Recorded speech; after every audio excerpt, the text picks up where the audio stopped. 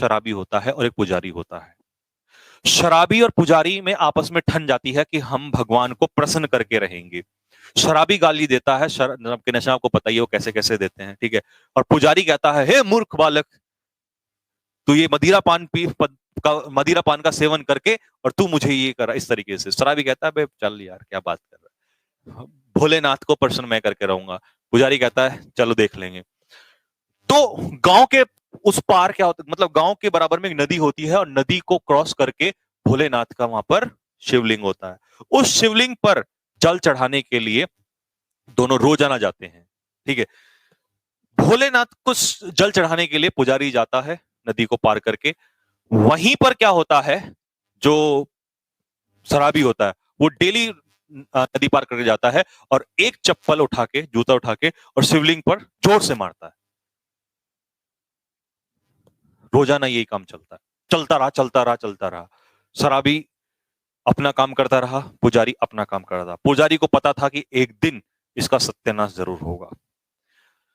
बहुत दिन जब बीत गए, दोनों थक गए, दोनों थक गए, भगवान कहीं से नहीं आया। एक दिन बहुत बहुत ज्यादा बहुत भारी बारिश होती है।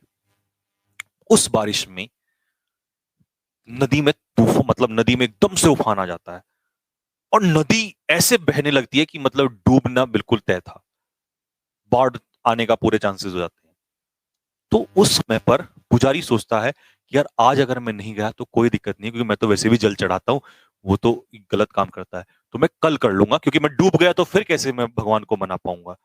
तो वो डर उसके अंदर बैठ जाता है, पुजारी उस दिन नहीं जाता है और शराबी लगा के 2 पैक और मजे में चल देता है। और उसी दिन भी वहां उसी समय जाता है, नदी में कूदता है, उसे कोई फर्क नहीं पड़ता और नदी में कूद के उसे पार करता है। उसी दिन जूता मारता है, उसी दिन भोलेनाथ निकल के बाहर आ जाते हैं। आलोक निरंजन बेटा। अब शराबी उसी दिन हाथ जोड़ के, हे प्रभु गलती हो गई, क्षमा कर दो, लेकिन एक बात समझा दो, मैं तो ये काम करने के लिए आता था, तो ये कैसे हो गया।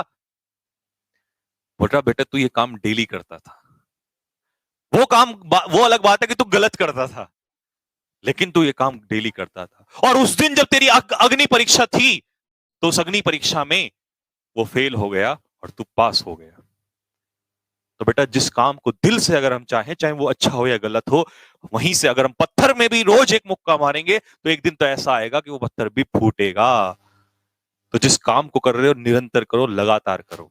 ऐसा ना हो कि बस एक दिन सर आज नहीं, बस पढ़ूंगा, आज संडे है आज नहीं मेरे को पढ़ना, कोई दिक्कत नहीं है, संडे कोई तो नहीं है। अरे 12 दिन में से एक दिन निकल जाएगा, वो एक दिन में जो टॉपर बच्चा होगा या अच्छे बच्चे होंगे वो उस दिन भी पढ़ रहे होंगे।